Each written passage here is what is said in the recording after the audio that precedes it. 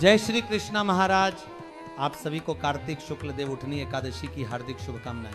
प्रिय भक्तों, आज के इस पवित्र प्रसंग में हम बात करेंगे कि देवउठनी एकादशी किस दिन है, व्रत कब करना है, पूजन कब करना है और देवों को उठाना कब है। साथ ही ये भी जानेंगे कि जब आप इस दिन व्रत पूजन करते हैं तो किन बातों का ध्यान रखना अत्यावश्यक है, क्योंकि ये दिन कोई साधारण दिवस नहीं महाराज।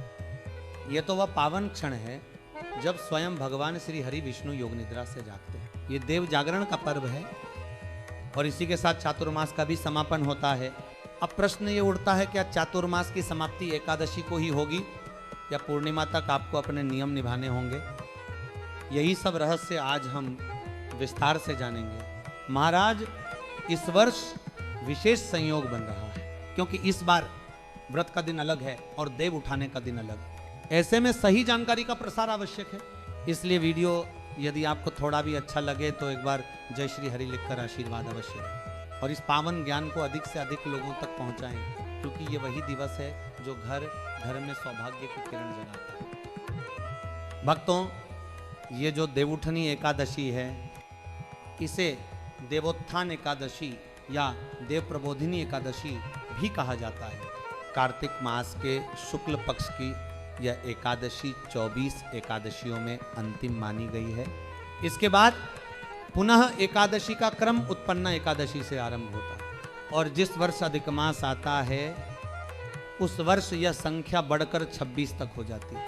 इस एकादशी का फल अनंत है महाराज। ब्रह्मदेव कहते हैं, जो मनुष्य इस एकादशी का व्रत करता है, कथा का श्रवण करता है और नियमों का पालन करता है, उसके ननिहाल और दादीहाल दोनों कुलों की 7 पीढ़ियां तर जाती है। इतना महान पुण्य है इसका महाराज।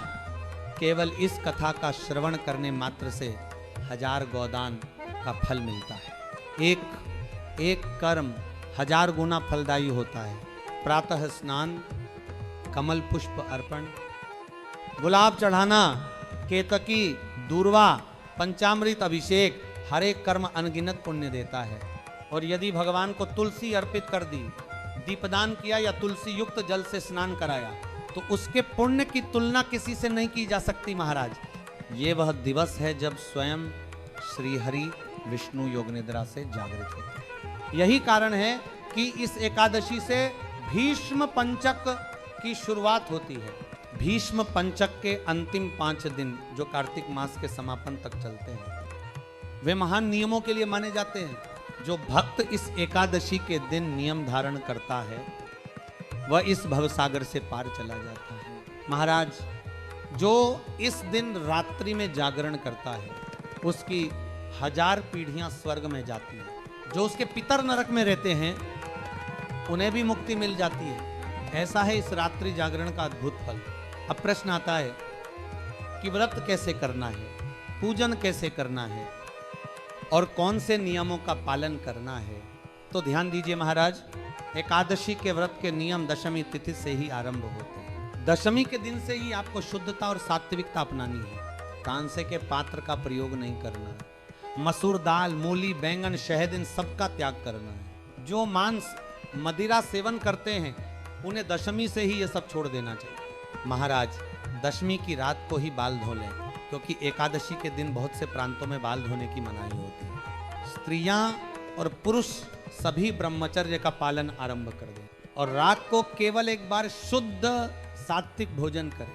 अब एकादशी के दिन प्रातः ब्रह्म मुहूर्त में उठना है। सुबह 4 बजे उठकर शौच, स्नान, दंत धावन करिए।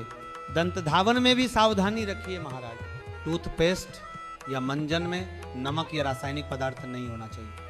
व्रत वाला मंजन ही प्रयोग करें। स्नान के लिए गंगाजल मिले तो उत्तम, न मिले तो बाल्टी में थोड़ा गंगाजल डालकर उससे स्नान करें। स्नान के बाद स्वच्छ वस्त्र धारण करें। पूजा स्थल को शुद्ध करें। पीले या लाल वस्त्र की चौकी बिछाकर भगवान का आसन तैयार करें। लोटे में तांबे का जल रखें, उसमें गंगाजल मिलाएं। अब संकल्प कीजिए महाराज। सीधे हाथ में जल, पुष्प और सिक्का लेकर बोले, ओम श्री विष्णवे नमः। मैं अमुक गोत्र का, अमुक स्थान निवासी, आयु, आरोग्य और मोक्ष की प्राप्ति के लिए कार्तिक शुक्ल एकादशी का व्रत संकल्प पूर्वक कर रहा रही हूं। ये जल भगवान के चरणों में अर्पित कर दीजिए। अब पूजन आरंभ कीजिए। सबसे पहले भगवान को आसन दीजिए, 5 पुष्प अर्पित करिए, फिर ध्यान कीजिए।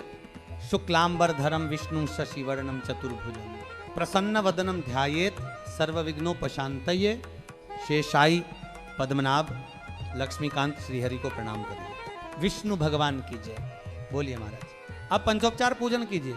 घी का दीप प्रज्वलित कीजिए, धूप दिखाइए, जल से स्नान कराइए, मौली वस्त्र अर्पित कीजिए, जनेऊ चढ़ाइए, तिलक लगाइए, पुष्पमाला पहनाइए, भोग अर्पित कीजिए, तांबूल दीजिए।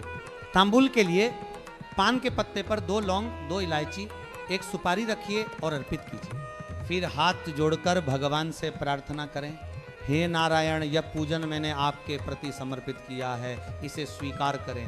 अब कथा श्रवण करें, विष्णु सहस्त्र नाम का पाठ करें, आरती करें, जय जगदीश हरे। और फिर दिन भर ब्रह्मचर्य, क्रोध वर्जन, अहिंसा और सच्चाई के मार्ग पर रहें। सायंकाल कीर्तन करें, रात्रि में जागरण करें। जागरण का फल तो अमोघ बताया गया है महाराज। अब बात करें कि व्रत और देव उठाने का समय क्या रहेगा। कार्तिक शुक्ल एकादशी तिथि आरंभ होगी 1 नवंबर को सुबह 9:01 पर और समाप्त होगी 2 नवंबर को सुबह 7:31 पर। सूर्योदय से युक्त जो तिथि होगी वही एकादशी मानी जाएगी। अतः व्रत आपको 2 नवंबर को करना है, लेकिन देवों को उठाना वह प्रक्रिया रात्रिकालीन होती है। अतः देव उठाए जाएंगे 1 नवंबर की रात्रि में, अर्थात 1 नवंबर की रात देव उठाएंगे, 2 नवंबर को व्रत करेंगे। महाराज पूजन के लिए शुभ मुहूर्त रहेगा प्रातः 9:30 से 12:30 के मध्य। उस समय शुभ और अमृत चौघड़िया रहेगी। यह सबसे उत्तम काल रहेगा विष्णु पूजन का। परंतु ध्यान रखिए, नारायण का पूजन किसी भी समय किया जा सकता है। जो सच्चे मन से करेगा भगवान उसी क्षण प्रसन्न हो जाते हैं। अब रहा प्रश्न, व्रत का पारण कब और कैसे। तो सूर्योदय के पश्चात द्वादशी तिथि में पारण करना है। व्रत का पारण करते समय भगवान को जल, फल और तुलसी अर्पित करिए। फिर दक्षिणा दान देकर ब्राह्मण या जरूरतमंद को भोजन कराइए। महाराज ये एकादशी केवल व्रत नहीं, ये आत्मशुद्धि का पर्व है। जो इस दिन भगवान विष्णु का स्मरण करता है उसके जीवन के पाप पर्वत समान क्यों न हो, सब हरि नाम के स्मरण से मिट जाते हैं। और जो इस दिन केवल संकल्प भर कर लेके मैं प्रत्येक एकादशी का व्रत करूंगा, उसके भी 100 जन्मों के पाप नष्ट हो जाते हैं। ऐसा ब्रह्मा जी ने स्वयं कहा है। महाराज जो भक्त जागरण करते हैं, कीर्तन करते हैं, उनकी आत्मा निर्मल होकर विष्णु लोक को प्राप्त होती है। जो पापी भी इस दिन हरि नाम जपता है उसका उद्धार अवश्य होता है।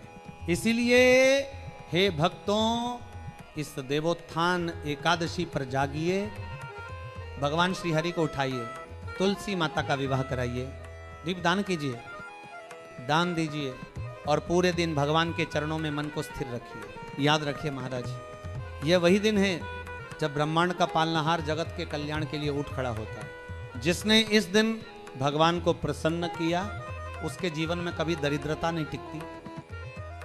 भगवान श्री हरि वासुदेव की कृपा से आपके घर में सुख, शांति, समृद्धि और वैभव सदैव बना रहे। आपके जीवन में लक्ष्मी नारायण की कृपा सदा बनी रहे। जय श्री हरि, जय श्री विष्णु भगवान, जय श्री कृष्ण महाराज।